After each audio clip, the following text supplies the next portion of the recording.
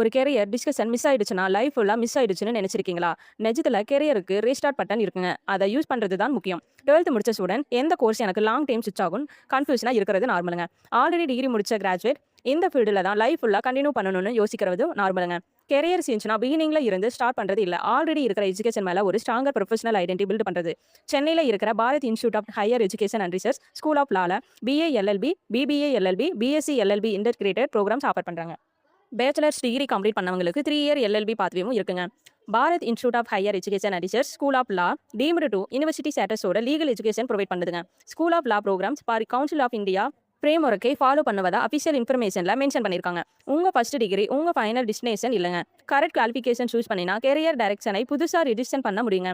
Question என்ன படிச்சிருக்கேன்னு இல்ல, இனிமே என்ன பில்டு பண்ண போறேன்னு தான். 2026ல லா அட்மிஷன் கைடன்ஸ்க்கு உங்க எஜுகேஷன் ஸ்டேஜ்க்கு சுட்டேபிள் பாத்வே தெரிஞ்சுக்க எங்களை இப்பவே காண்டாக்ட் பண்ணுங்க. தேங்க்ஸ் ஃபார் வாட்சிங்.